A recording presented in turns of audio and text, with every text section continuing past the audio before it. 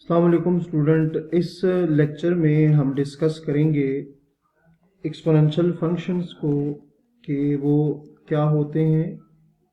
Exponential functions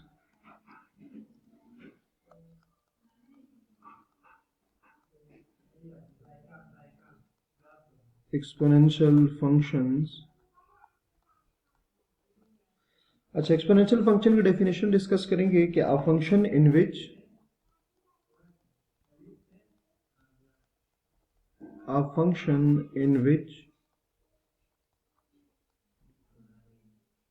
the variable appears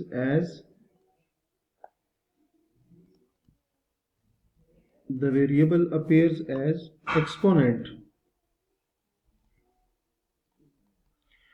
student, ये exponent का मतलब यहाँ पावर होता है, ठीक है। अगर वेरिएबल जो है ना, वैसे हमने प्रैक्टिस देखी है कि वेरिएबल नीचे होता है और उसकी पावर कोई कांस्टेंट होता है, ठीक है।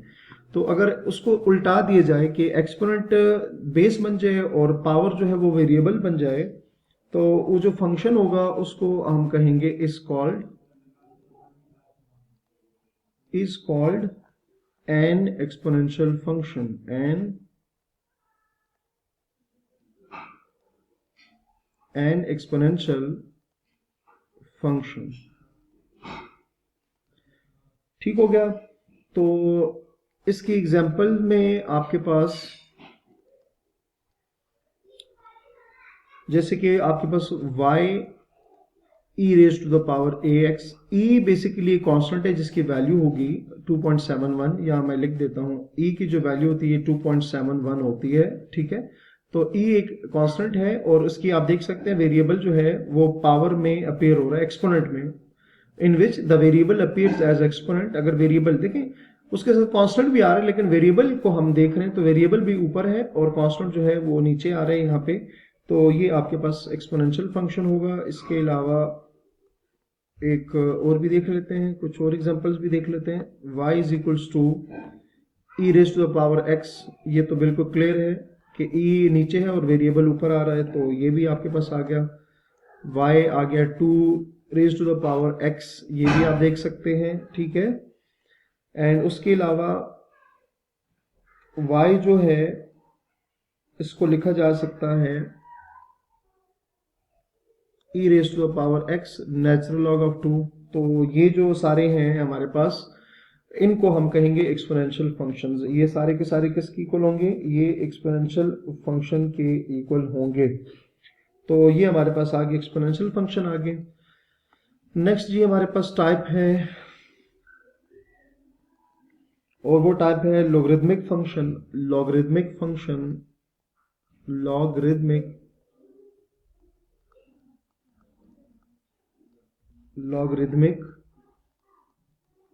फंक्शन,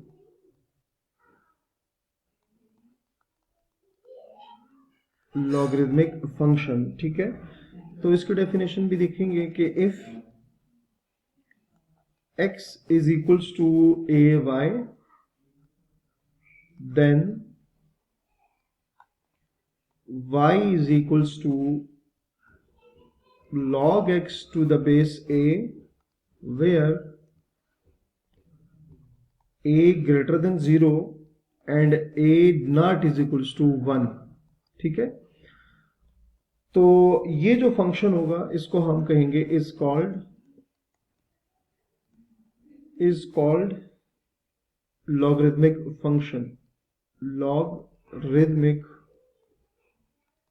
फंक्शन, ठीक है।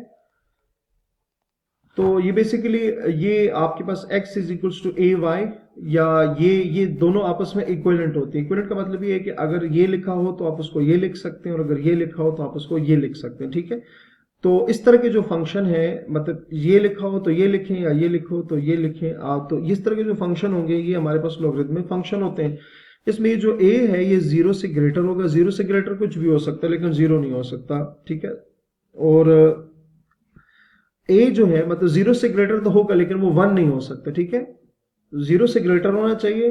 ग्रेटर में फिर आपको पता है 1 2 3 सारे आते हैं, तो उसमें 1 नहीं आ सकते, बाकी सब कुछ आ सकता है, ठीक है। तो ये आपने कंडीशन इस पे याद रखनी है। क्लियर होगी बात? अच्छा जी, उसके बाद हमारे पास टाइप है hyperbolic functions. Hyperbolic function,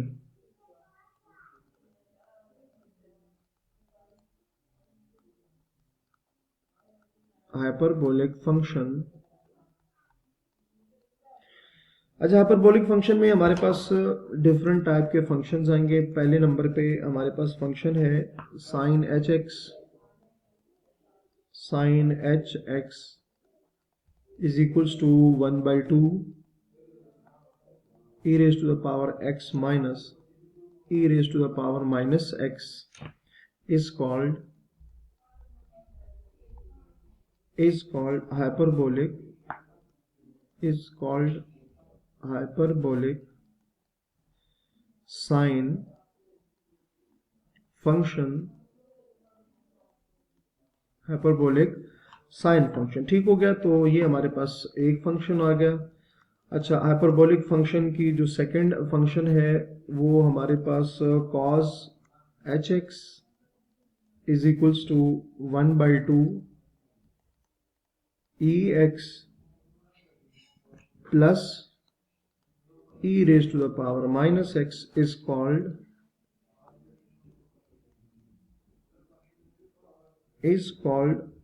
hyperbolic, is called hyperbolic cosine function, hyperbolic cosine function। ठीक हो गया, तो ये आपको समझ आ गई है। अच्छा, उसके अलावा जो बाकी हैं वो भी आपको मैं लिख के बता देता हूं। जैसे थर्ड नंबर पे आएगा हमारे पास टेन हाइपरबोलिक एक्स, जो इक्वल आएगा E X minus E raise to the power minus X divided by E raise to the power X plus E raise to the power minus X. Next है secant hyperbolic X, secant hyperbolic X, तो वो equal आएगा 2 by E raise to the power X plus E raise to the power minus X. Fifth number पे हमारे पास cot hyperbolic function, cot hyperbolic function E X plus E raise to the power minus X, E X plus E raise to the power minus X आएगा। तो next इंशाल्लाह हम इसको यहीं से continue करेंगे। तो अपना बहुत सारा ख्याल रखिए। अल्लाह हाफिज।